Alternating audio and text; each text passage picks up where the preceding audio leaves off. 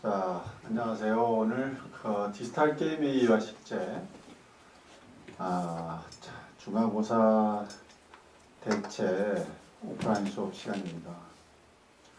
이번 학기를 시작하면서 디지털 게임의 이해와 실제 이 수업이 한 학기가 진행되는 동안에 두 번의 오프라인 수업을 진행할 거다라는 얘기를 했고요. 여러분들의 부담을 줄이기 위해서 과제는 딱 두 번으로 이렇게 한정돼서 나가게 됩니다. 그래서 중간에 수업을 여러 번 해보다 보니까 학생들한테 과제가 좀 많다는 얘기를 많이 들어서 중간고사와 기말고사 두 번으로 이렇게 과제를 한정돼서 이번 수업을 진행하고 있습니다. 우리가 수업을 디지털 게임에 이어 실제 이 수업은 사실은 게임에 대한 어쩌면 전반적인 아주 기본적인 그 이해를 위한 수업입니다. 그래서 어떻게 보면은 수업을 통해서 여러분들이 그 공부를 하다 보면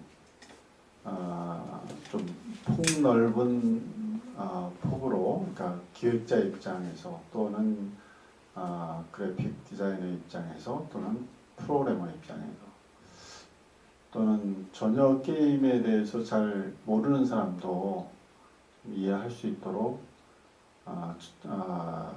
좀 쉽게 제작이 된 과목입니다. 오늘은 사실 여러분들한테 오프라인 수업에다가 수업에 오라 그러면 사실 굉장히 많이 부담을 느끼죠. 왜냐하면 토요일 날까지 또 게임 회사 출근하는 회사들도 많이 있고, 또 그렇지 않더라도 또 뭐 개인적인 여러 가지 일 때문에 주말에 수업에 참석하기 어려운 게 사실입니다. 하지만 이렇게 수업을 진행하는 이유는 몇 가지가 있습니다. 그 중에 첫 번째는 우리 학생들이 학교 특성상 수업을 진행하는 교수님과 학생들을 같이 만날 수 있는, 면대면 볼 수 있는 시간이 개인적인 상담을 하지 않는 한 번도 보지 못하고 지나가는 경우도 많이 있습니다. 그래서 이런 수업을 통해서 여러분들하고 직접 얼굴도 보고, 강의실 안에서 이름만으로 보고, 또 사진을 내라면 사진을 그렇게 잘 안 내는지 모르겠어요. 사진들을 좀 내면 얼굴을 좀 더 기억하고 싶은데 쉽지가 않네요, 보니까. 아무튼 이 수업에서 여러 번 그 공지사항을 통해서도 얘기하지만 과제를 미제출을 하면은 과제가 딱 두 개이기 때문에 하나라도 빠뜨리면 굉장히 점수를 받기가 참 어렵습니다. 그래서 꼭 과제를 빠뜨리지 않고 제출해야 학점을 받을 수가 있다는 점, 오늘 참석하지 않은 학생들도 이 동영상을 통해서 다시 한번 확인하기 바라고요. 다시 오늘 수업은 사실은 여러분들한테 낸 그 과제를 여러분들이 이제 준비를 해가지고 왔는데, 사실은 어떤 과제를 여러분들한테 부여를 할까라고 생각을 하다가 요즘에 그 사회적인 그 트렌드가 굉장히 그 가상현실이라는 말을 굉장히 많이 쓰고 있는 것 같아요. 이 가상현실이라는 말은 뭐 쉽게 이제 들을 수 있는 말인데, 사실 가상현실은 제가 학교에 들어오기 전 90년대에도 그런 영상도 만들어 봤고, 가상현실이라는 관련된 개념도 또 그런 작업도 많이 해봤습니다.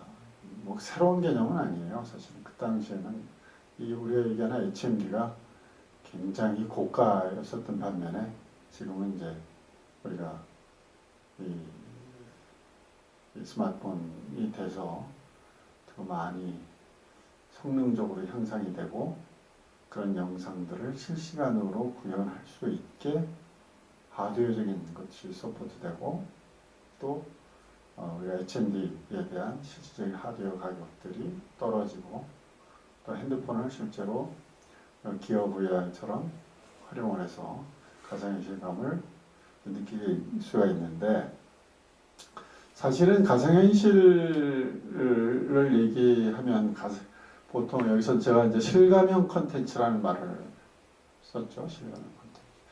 실감형 컨텐츠라는 말은 이따 제가 특강을 하면서 얘기를 할 내용이긴 하지만, 이런 그 실감형 컨텐츠 또는 몰입형 컨텐츠는 용어를 씁니다. 정확히 얘기하면 좀 다른 뜻이긴 하지만 비슷한 얘기이기도 하죠. 그래서 그런 쪽에 지금 상당한 많은 이슈들이 부각이 되고 있기 때문에 게임 분야, 게임 산업에서도 한때는 우리가 여러분들이 잘 알듯이 온라인 게임이 마치 우리나라의 세종대왕이 한글을 창제한 것처럼 아주 굉장한 발명이라고 이렇게 얘기하던 시절이 있었습니다. 근데 지금은 또 시대가 달라져서 모바일 게임, 또 나아가서 또 새로운 이런 개념들이 몰입과 실감과 체험이라고 하는 이런 형태의 것들이 게임과 결합이 되면서 새로운 트렌드로 이렇게 발전해 가고 있습니다. 그중에는 가상현실 게임, 증가현실 게임, 또 혼합현실 또 게임, 여러 가지 게임을 얘기할 수가 있겠죠.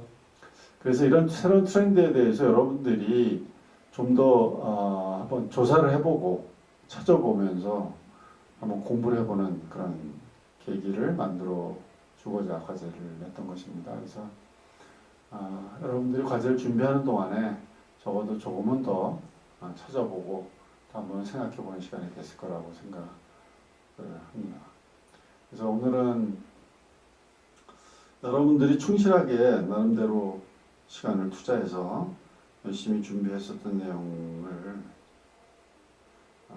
발표하는 것으로 하겠습니다. 발표를 하는데 시간은 여러분들이 구애를 받지 말고, 어떤 사람은 뭐 시간을 조금 짧게 하든 길게 하든 그 문제를 삼지 않겠습니다.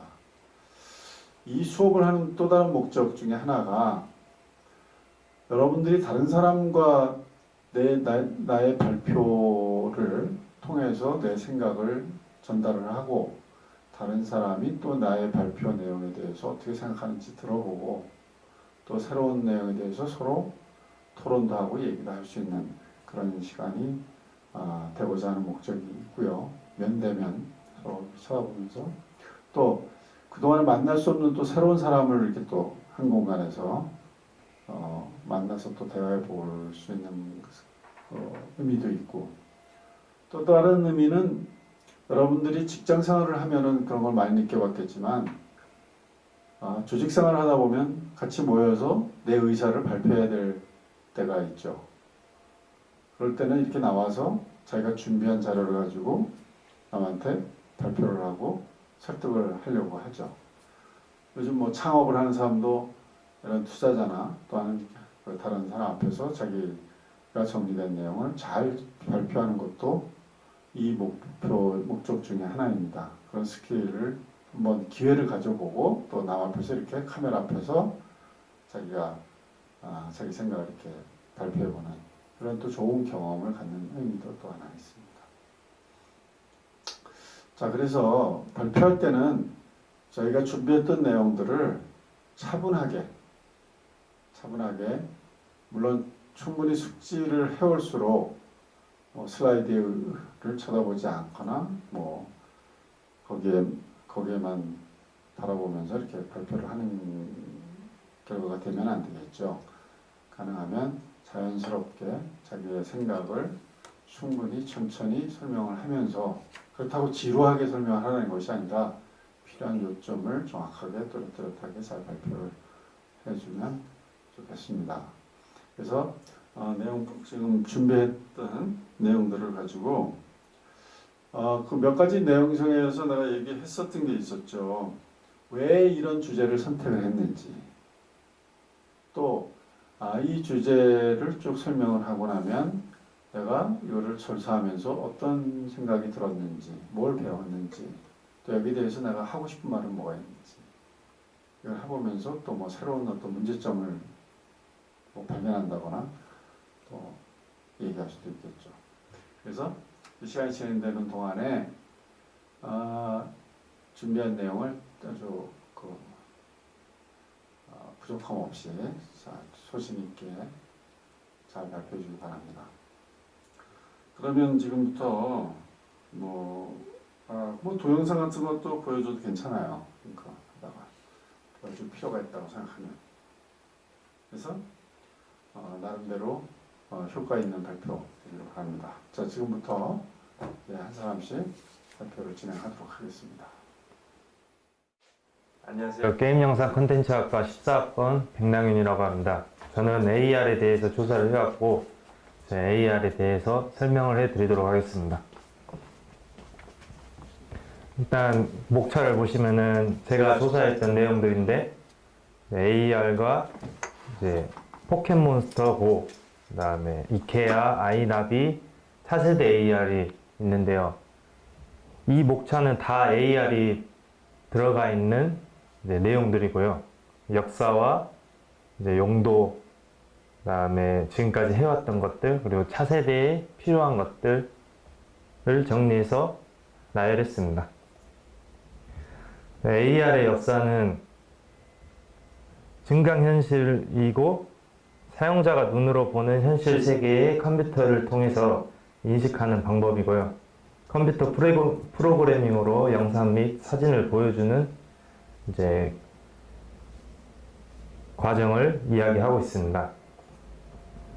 그래서 AR을 활용한 책인데요. 스마트폰과 책만 있으면은 누구든지 이제 AR을 경험하실 수 있고, 특히 어린이들, 이 교육을 하기에 좀 부적합하고 좀 어렵고 하는데, 이제 스마트폰과 어플만 있으면은 어린아이든 이제 나이 드신 어르신 분이든 쉽게 교육을 하실 수 있습니다. 하지만 이거의 단점은 눈이 나빠지고 그다음에 건강을 해칠 수 있다고 판단이 되고, 그다음에 아직까지는 제작 과정이 좀 미숙한 단계인지라 그 사소한 렉이나 바이러스가 존재하기에 이것을 보완을 한다면은 좀 더 최고의 AR 교육책으로 선정되지 않을까 싶습니다. AR 게임의 선두주자인데요. 이번 연도 2016년 하반기에 나왔던 포켓몬스터, 포켓몬고를 제가 한번 찾아봤는데요. 하반기 여름을 강타한 포켓몬스터 고는 AR 게임의 성공적인 대표 사례라고 저는 생각하고 있습니다. 많은 기능 없이 포켓몬을 잡고 그 포켓몬스터를 잡고 키우고 타인과 배틀을 하고 교환을 하는 형식인데요. 그렇다면 이런 단순한 게임이 왜 떴을까요? 일단은 10년 넘게 사랑을 받아왔던 포켓몬스터입니다. 이것이 가장 강렬한 이미지를 심어주었고, 사람들에게 큰 사랑을 받고 있다는 베이스를 통해서 포켓몬 고가 출시되었는데, 가만히 앉아서 하는 게임과는 다르게 여러 군데를 돌아다니면서 포켓몬스터를 잡는 형식이어서 이제 일종의 보물찾기 같은 게임으로 나왔었습니다. 위 사진을 보시면은 그 포켓몬을 잡기 위해서 많은 사람들이 몰려들었었는데요. 기존 게임 방식과는 다른 차별화를 뒀다는 것에 대해서 저는 중점을 두고 있습니다. 특히 과금이라고 현금을 투자하는 방식이 없고, 그 다음에 AR 기술이 들어갔다는 것에서 가장 큰 장점이라고 생각하고 있습니다. 기존의 모바일 게임하고는 차원이 다른 자유도도 포함되어 있고, 그런 관점들을 깨버린 것이 포켓몬고의 성공 사례라고 저는 보고 있습니다. 화면 안에서 확대, 축소, 회전, 자유도를 접합하여 유저들을 사로잡은 것입니다. 저런 게임의 증강현실을 더해서 좀 더 현실감을 추구한 포켓몬고는 이제 성공 사례라고 볼 수 있습니다. 하지만 이런 증강현실을 도입한 게임도 단점이 있는데요. 미국에서 운전을 하다가 포켓몬고를 했었는데 사고가 난 사례가 있었습니다. 저는 타인에게 큰 피해를 주지 않았으면 하는 생각이 가장 크고요. 그리고 아직까지는 이 포켓몬고는 GPS를 통해서 하는 건데 그 지도가 구글 이미지, 구글 지도에서 호환을 해주지 않는 구간은 포켓몬고를 할 수 없다는 단점이 생겼었습니다. 그래서 이러한 관리자들은 최대한 이러한 문제점을 해결해 나가서 유저들의 불편함을 최소화시켜줬으면 하는 바람이 저는 가장 큽니다. 그리고 가구에 AR을 더하다. 이케아 제품을 제가 한번 찾아봤었는데요. 놀랍게도 참 신기하더라고요. 이케아는 마케팅 부분에서 AR을 접했는데 이게 가장 성공의 대표라고 또 뉴스에도 나오고 많이 나왔었습니다. 이케아는 가구 제품에 증강현실을 더해서 사람들에게 더욱 많은 이목을 끌었었는데요. 이제 매장을 방문하지 않고 스마트폰으로 자기 집에서 이제 스캔을 해서 가구 제품을 볼 수 있다는 가장 큰 장점을 내세웠고, 가구의 크기, 색상, 스타일 등을 쉽게 확인할 수 있고, 그다음에 소비자들로 하여금 호평을 받기도 했습니다. 이케아에서 제공하는 어플을 다운받으면 3D를 가구로 확인할 수 있는 가장 큰 장점이 있었습니다. 특히 이케아는 마케팅 부분에 카탈로그를 가장 중점으로 했는데요. 이 부분이 얼마나 중요하냐면은 매년 출간되는 카탈로그에 연간 마케팅 예산이 3분의 2 정도를 사용할 정도로 엄청난 마케팅 쪽에 투자를 많이 했고, 그만큼 이제 3D 업종이 발달을 하게 되었는데요. 이런 가구들을 만드는 3D 인력들은 일자리가 창출되는 그런 장점도 보완이 되었고, 그 다음에 가구들의 배치와 크기, 색상을 이제 원래는 배치를 하고 사진을 찍고 하는데 2주 정도 걸린다는데, 이거를 3D 프로그램으로 만들어서 하루 만에 그것을 이제 최소화시켜서 인력을 낭비하지 않고 예산도 낭비하지 않는 점에서 가장 큰 이목을 끌었었습니다. 하지만 문제점이 또 하나 발생했는데요. 이미지가 너무 비현실적으로 잘 나왔다는 소비자의 의심을 사게 됩니다. 이케아의 카탈로그에 실려있는 가구 중 상당한 부분이 또 가짜라는 이야기까지 나와 있고, 그 다음에 2010년 컴퓨터 그래픽으로 만든 이미지 중 카탈로그는 12%밖에 없다는 점도 나왔었습니다. 이처럼 현실과 거리감이 있어 소비자들은 불만을 갖게 되었고, 그 다음에 3D로 만든 이미지가 실제보다 뛰어나서 가구를 제작하고 하는데 지적이 나왔었습니다. 소비자들은 카탈로그를 본 제품을 사고 난 뒤에 황당감을 감추지 못했다고 하는데요. 이미지는 정말 완벽하게 나왔었는데 집으로 온 가구들은 어디가 이상하거나 문제점이 있다는 게 많이 있었습니다. 3D 기술을 활용하는 것은 사람들에게 큰 인상을 심어주어서 나쁘지 않다고 저는 생각합니다. 하지만 그래픽 이미지와 실제 이미지가 차이가 나면은 안 된다고 생각합니다. 이것은 엄연한 사기이고 소비자들을 우롱한다고 저는 생각하고, 인터넷에서 제품을 팔 때 제품 이미지가 너무 달라 당황한 적도 저도 많이 있었습니다. 마케팅 부분에 가장 크게 적용한다지만 소비자를 생각했을 때 정직한 제품을 만들어야 된다고 저는 생각하고 있습니다. 그다음에 신개념 내비게이션인데요. 아이나비 X1인데 국내 최초로 AR과 첨단 운전자 시스템이 도입된 내비게이션입니다.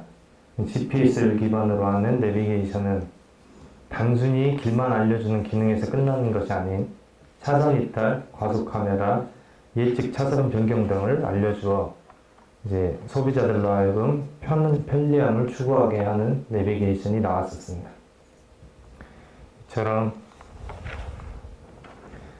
급커브 감속 경보와 그 다음에 전방 추돌 경보 시스템, 최초 차로 변경 예보 알림, 차선 이탈 경보 시스템이 주 목적인데요.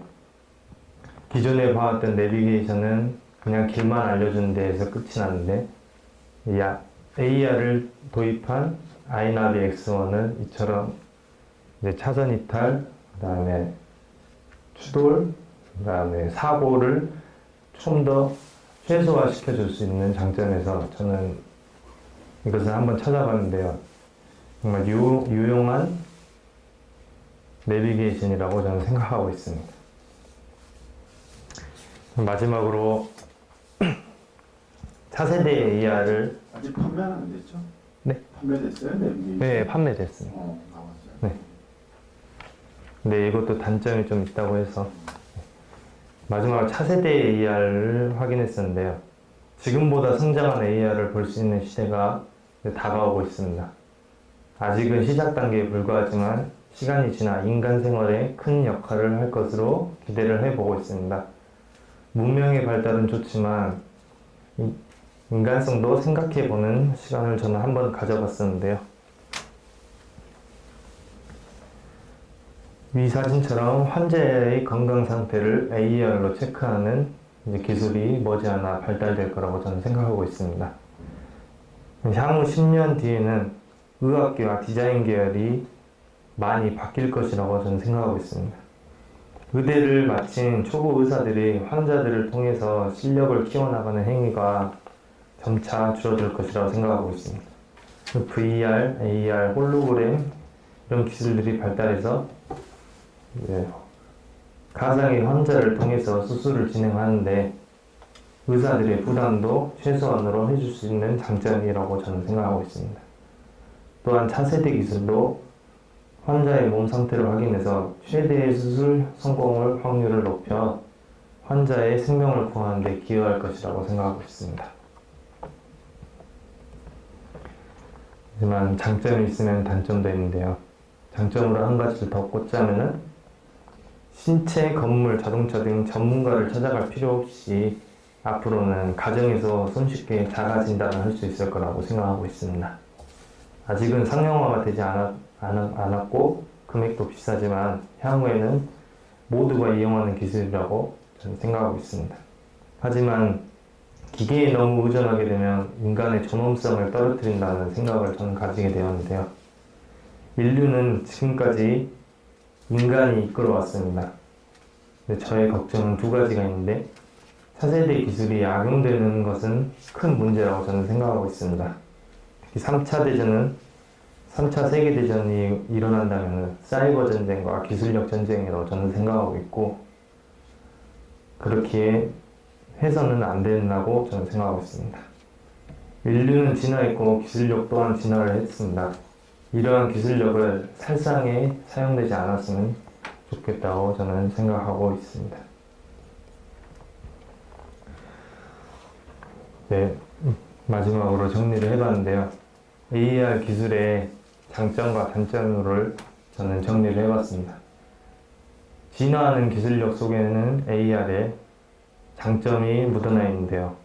언제 어디서든 증강현실을 체험할 수 있고 더욱 완벽한 이미지를 추구하게 되고 여러 가지 기능들을 접합할 수 있고 자유도가 보장이 됩니다. 또한 가장 중요한 3D 분야의 일자리가 늘어난다는 것을 저는 장점이라고 생각하고 있습니다. 하지만 AR 기술이 발달하면 인간은 쇠퇴할 것이라고 저는 생각하고 있고 AR 기술의 단점이라고 보는 것은 시력과 건강이 나빠지고 허구성이 존재합니다. 그리고 안전사고가 발생하고 인간의 존엄성을 잃게 만듭니다. 또한 군사 목적을 통해 살상용으로 발달이 될 수 있다는 것이 가장 큰 문제라고 저는 생각하고 있습니다. 마지막으로 예언자의 말 중 먼 미래에 기계가 사람을 지배하는 시대가 온다고 합니다. 기술의 발달은 인류에 도움이 되었습니다. 하지만 독이 될 수 있다는 것을 명심해야 합니다. 적당한 것은 좋으나 욕심을 부리지 말아야 하고 인류는 무궁무진한 가능성을 가지고 있기에 삶의 질을 향상하되 인간의 본질은 잊어서는 안 된다고 생각합니다. 안녕하세요. 만화 애니메이션학과 15학번 김정현입니다. 저는 이제 몰입형 콘텐츠에 대한 과제를 받았을 때 이게 처음 들어보는 내용이라서 그냥 일단 검색을 해봤어요. 가상현실이랑 증강현실이 뭔지. 근데 이게 제가 알고 있다고 생각했던 용어였는데 자세히 잘 모르더라고요. 그래서 몰입형 콘텐츠에 대한 전반적인 이론이랑 예시 이런 것들을 조사했습니다. 이게 몰입형 인터페이스가 일단 컴퓨터랑 사람을 연결시켜 주어서 어디서든 쉽게 사용하고 몰입하게 할 수 있는 게 그 혁신적인 사용자 인터페이스를 몰입형 인터페이스라고 하고요. 그 중에서도 가상현실이랑 증강현실이랑 홀로그램에 대해서 조사를 했습니다. 이 세 개가 차이점이 있는데요. 그래서 가상현실은 환경이나 상황을 컴퓨터로 만들어서 실제 상황이나 환경과 상호작용을 하는 것처럼 만들어주는 인터페이스입니다. 실제 있는 장소를 가상현실로 구현을 할 수도 있고 그냥 3D 그래픽으로만 그냥 허구 세상으로만 만들 수도 있고요. 이게 가장 중요한 점은 가상현실은 그 화면상으로 만들어지는 것만 보여주는 게 가상현실이고요. 두 번째로 증강현실은 지금 눈에 보이는 실제 환경을 기초로 두고 그 위에다가 가상 물체를 오버랩해서 보여주는 게 증강현실입니다. 보통 가상현실이 그래픽만 보여주는 것에 반면에서 증강현실은 현실을 기초로 두고 그 위에 부가적인 정보를 주는 데 더 많이 사용되고 있습니다. 마지막으로 홀로그램은 이제 앞선 두 개랑은 조금 개념이 다른데요. 그 홀로그래피의 원리로 만들어졌는데 이 그 홀로그램이라는 매체에 빛을 쏴서 그 3차원 물체의 모습을 저장을 한 다음에 나중에 그거랑 같은 광선을 쏘면 그 물체가 재현되는 원리를 이용한 것이 홀로그램입니다. 네, 가상현실에 대해서 이게 엄밀히 따지자면 예전에 만들어졌던 그냥 뭐 인터넷 게임이나 영상들 같은 게 현실 없는 가상 환경을 체험한다는 점에서는 가상현실이라고 할 수가 있지만 최근에 이슈가 된 가상현실은 HMD, 즉 헤드마운트를 이용한 몰입형 가상현실입니다. 헤드마운트 기기로는 아까 발표할 때도 설명해 주셨는데 구글 카드보드나 오큘러스 리프트, 삼성 기어 VR, 플레이스테이션 등이 있습니다. 이제 구글 카드보드 같은 경우에는 가격이 $5 정도로 그냥 스마트폰에서 저렴하게 VR을 체험해 볼 수 있고요. 플레이스테이션 같은 경우에는 그 기존에 게임기로 있었던 플레이스테이션에 적용해서 사용할 수 있는 제품입니다. 네, 가상현실의 역사는 사실 100여 년 정도 되었는데요.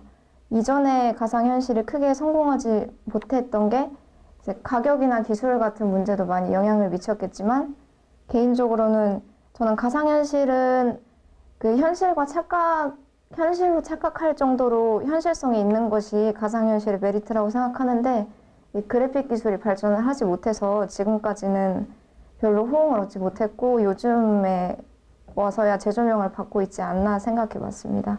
사진은 2003년도에 린든 랩이 선보인 세컨드 라이프 가상현실 사진입니다.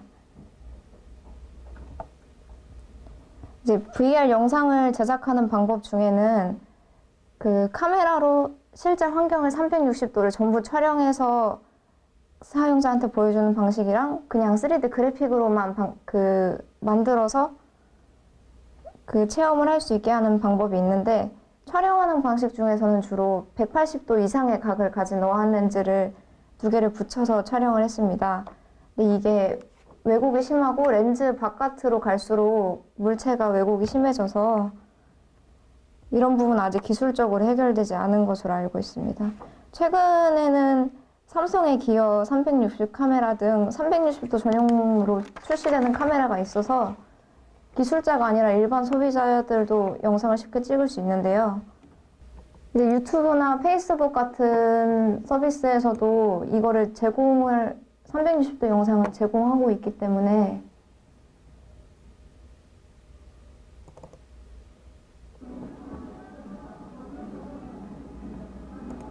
이게 지금 화면상으로는 이렇게 왜곡된 것처럼 보이는데 VR 기기나 아니면 유튜브 홈페이지에 들어가서 보면 그 왼쪽 상단 위에 화살표가 떠서 이렇게 마우스로도 화면을 돌리면서 볼 수 있습니다.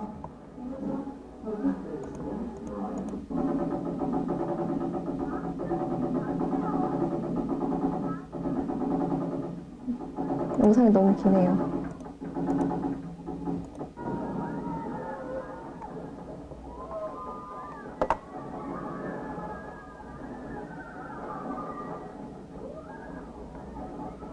네, 그 다음에 이 360도 영상이 한계가 있었는데 이제 VR 게임을 위해 만들어진 그 3D 모델링된 환경들보다 깊이감이 많이 떨어진다는 것입니다.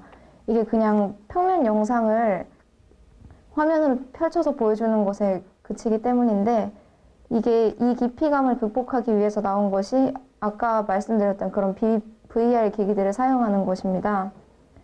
이게 원리가 인간의 눈 사이가 보통 평균적으로 6.5cm 정도 된다고 해요. 그래서 기존의 3D 영화관 갔을 때랑 같은 원리인데 왼쪽과 오른쪽 눈에 조금씩 다른 모습의 영상을 보여주어서 이게 실제 깊이감이 있는 것처럼 뇌의 착각을 일으키는 거예요.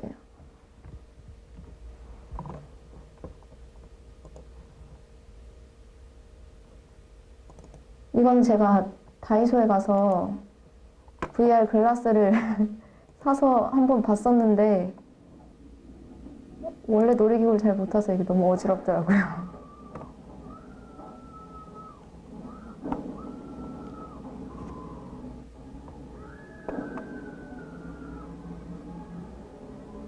화면에서 보시는 것 같이 왼쪽이랑 오른쪽에 보여지는 영상이 조금씩 달라요.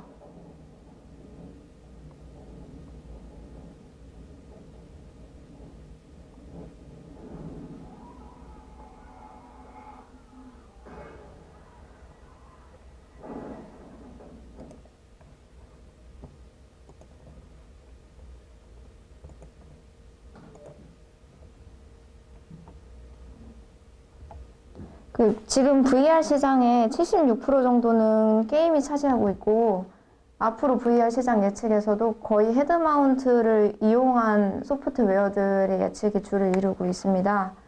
저는 그냥 VR이라는 게 입체 영상을 그냥 보는 것보다 이제 게임을 통해서 VR을 체험하면 상호작용을 함으로써 더 흥미를 느낄 수 있다고 생각해요. 그래서 앞으로 VR 분야에서는 게임이 굉장히 유력하다고 생각합니다.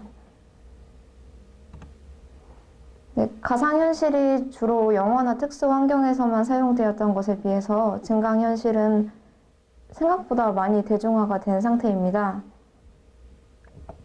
우리나라에서 가장 쉽게 남녀노소를 불구하고 가장 쉽게 접할 수 있는 증강현실이 이제 방송을 통한 증강현실이라고 할 수 있는데요. 현재 기술로는 그냥 그 방송사 측에서 만들어진 이미지를 송출하는 수동적 형태를 띠고 있지만 최근에 스마트 TV가 많이 보급이 되어서 양방향으로 증강 콘텐츠를 볼 수 있는 날도 머지 않았다고 생각합니다.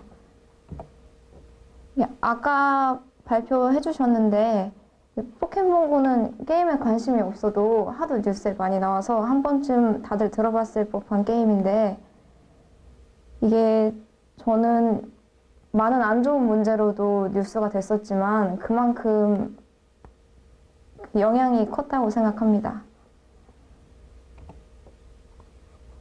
그리고 이제 국제학술 컨퍼런스에서 공개된 식스센스라는 기기가 있는데요. 이게 가까운 미래 증강현실의 모습을 가장 정확하게 보여주었다는 평가를 받았습니다. 사이즈는 스마트폰만한 조그만 사이즈인데 이게 빔 프로젝터 기능이 있어서 벽면 같은 곳에 영상을 투사할 수도 있고 이게 손가락으로 이렇게 허공에 이렇게 뭐라 그래야 되지? 클로즈업 같은 이런 모션을 하면 저게 반응해서 화면을 제어할 수 있는 기능도 있습니다. 그리고 이 기기 다음으로 증강현실 기술을 현재 활용한 기기로 가장 주목받은 것이 구글 글래스인데요. 이건 평소에 일반 안경처럼 착용하고 스마트폰처럼 안드로이드 운영체제가 내장이 돼 있어서 안경을 통해서 인터넷 검색이나 사진 촬영, 길 안내, SNS 사용 등이 가능합니다. 이게 지금 사진으로는 안 나와 있는데 안경 한 25cm쯤 앞에 화면이 이렇게 떠서 보인다고 해요. 저는 이제 전체적으로 가상현실이 오락이나 게임 쪽의 관점에 집중된다고 하면 증강현실은 더 좀 실생활에 집중되는 방향으로 발전될 거라고 생각합니다. 홀로그램은 아까 설명했듯이 이게 사진과 같은 원리로 정보를 저장하는 매체인데요. 이게 그냥 이미지를 저장하는 게 아니라 빛의 색이나 위상 정보까지 저장해서 3차원으로 재현해낼 수 있는 저장 매체입니다. 현재는 신용카드나 정품 인증 스티커 같은 것 많이 보셨죠?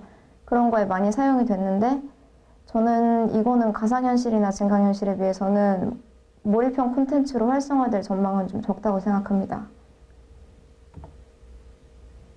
홀로그램 같은 경우에 이게 집에서도 어플 같은 걸 이용하면 쉽게 만들어 볼 수 있는데 아크릴판이나 OHP 필름 같이 투명한 것들을 사다리꼴로 이렇게 잘라서 사진처럼 이렇게 붙인 다음에 그 바닥에 놓을 수 있는 거 스마트폰이나 태블릿 PC나 이런 걸로 어플을 다운받아서 그냥 저걸 올려놓기만 하면 저 안에서 3차원으로 움직이는 영상 같은 걸 볼 수 있어요.